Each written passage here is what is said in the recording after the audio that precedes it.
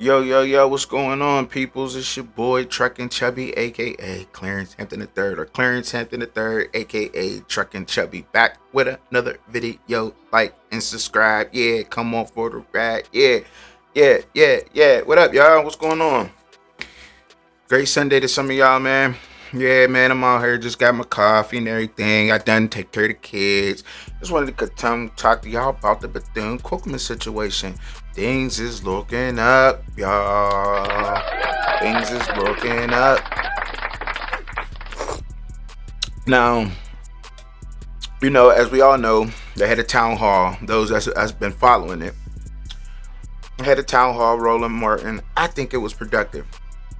Had another meeting with Dr. Lawrence Drake, I think. Okay, had another meeting with him. It was a private meeting. I don't think he attended the town hall, but however, he continues to try to resolve his mistake of getting on the show and speaking on things that he had no knowledge of. Okay, now there was, what I'm saying, and there's a disconnect up in there. There seems to be a lot of that going on, but last I checked, sometimes that happens everywhere. That happens a lot of places, especially when you're under a lot of stress and trying to get a lot of things done. Now, however, it doesn't excuse the conditions for the kids, but as we all know, when you're running a business, sometimes there might be a lack of communication somewhere, and that goes to show that communication is the key to all relationships, not just a relationship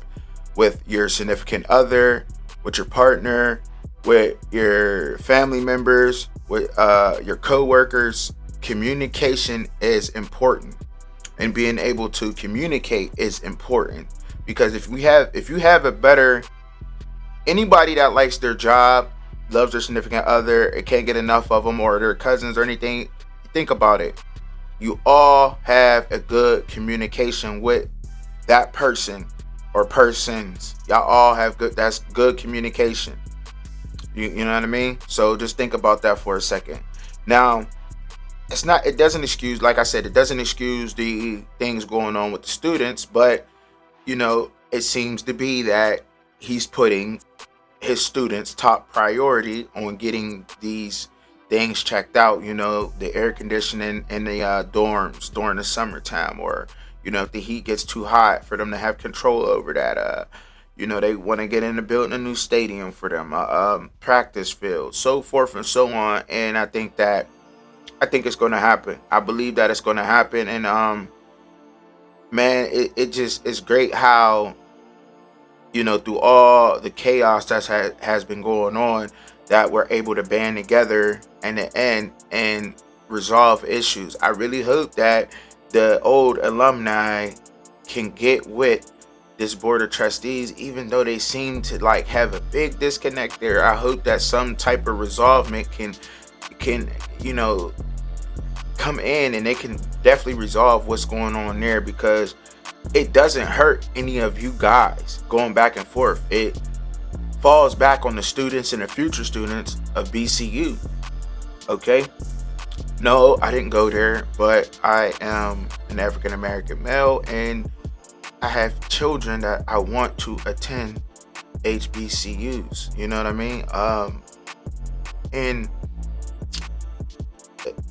looking forward is the only way that we can do these things. Not letting those that's in the major media markets that's not willing to go out and do their due diligence to say things to distract what's going on within our community. Okay. I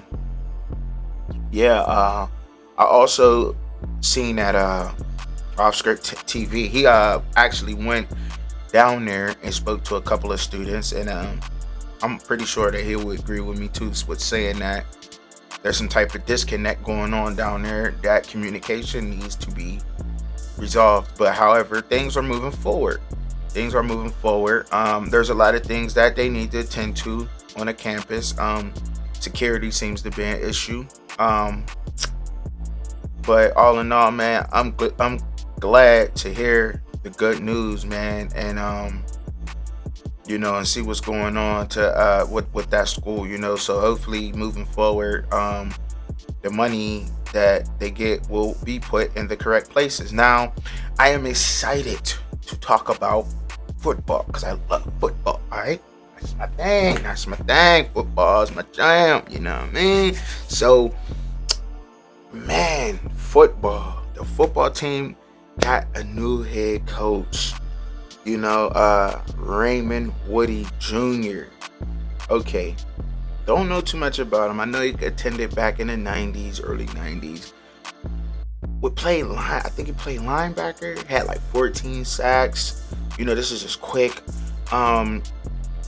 He also coached he coached at Florida State University, and he also coached at Florida Atlantic University.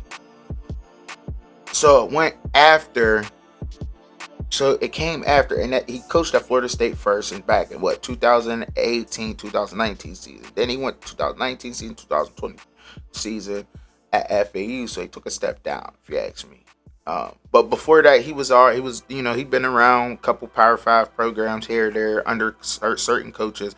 So I'm sure he's seen how things were going to operate.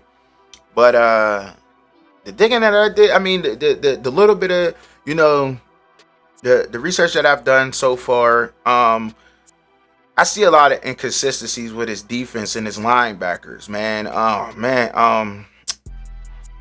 It's just not a lot of consistency, okay? So the year he was at Florida State University, they went 6-7, They went 6-7. They were 4-4 in the ACC. And this is Florida State. However, it seems to be that them linebackers did their job down there. You know what I mean? So you can't put all of that on Raymond Woody. It looks like he was pretty much doing his job, but somebody got to go. When there's a season and they're scoring points, somebody got to take the fall. And I guess it was him because I don't know why or whatever reason that may have been, but he goes to FAU. Now, these just 2 seasons that I researched. FAU went 5-4. This is during the COVID season, so a lot of games were postponed and a lot of games were canceled. But I also seen that there was a lot of inconsistencies with the defense. However, the linebackers seemed to do their job. We had one linebacker, Leighton McCarthy. He had 40 tackles. He had 9 sacks. We had another one, Caleb Bryce, had 58 tackles. Had a fumble recovery, not many sacks. Had like a half sack. You had Chase Lesnar, beast, 72 tackles. He did his thing. It had like 3 sacks, maybe like a half a sack or something like that, or 3. It seems to be that they couldn't get to the quarterback, I'm guessing. But they was tackling pretty good. I think they only had, like I said, so if they went 5-4, they only had 9 games. You playing 9 games, you get 40 tackles. That's not bad. That's it. You know what I mean? That's not bad. It's really not. 58 tackles in 9 games. That's you know what I mean? That's pretty decent. But you got 72 in 9 games? Yeah, that's almost 10 tackles a game. That's good. So all in all, they did a thing. His unit stepped up and performed. And like I said, when things don't go right, something got to go. And I think the inconsistencies was the yards that these defenses was giving up. Like, they just weren't consistent. You know what I'm saying? On their work. Like, 1 week, they'll shut the run down. Another week, they'll get in the same week, they get passed all on. Letting up 284 in the Montgomery Bowl. They went and played Memphis, and they let up almost 300 yards. It was like 280 something. And then they ran, they had like almost 200 yards rushing on them. You know what I'm saying? But see, in games like when they played, let me see, for instance, and when they won games, right? So they would win games. Like, okay, so we'll go to the Charlotte game, okay? Because I could kind of remember that game, okay? So the Charlotte game, they had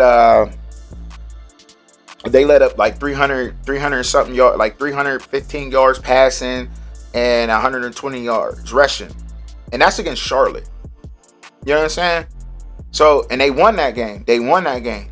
So you get, so y'all kind of get the drift of what I'm talking about here, or what I'm trying to say, like the inconsistencies. You know what I'm saying? In the win, you letting up all those yards, but then in the loss, you also letting up. You know what I'm saying? You letting up less yards than what you let off in the wins. Like it's like it doesn't add up. There's a lot of inconsistencies. Now, you would put that on the you normally would put that on the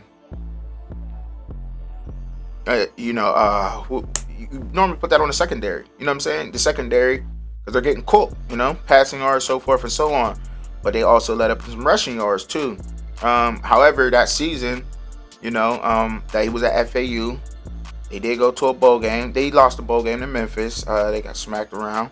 But that whole season, they did not lose a game at home. They did not lose any home games at all. They were 4-0 at home. Home games mean a lot, but they were undefeated at home. And yeah, man, that's the only thing I can really say is just the inconsistencies, man, that I seen within the team. And I don't. Hopefully that he's able to go to Bethune-Cookman and turn things around. But I mean, I'm just saying, like, I don't really see.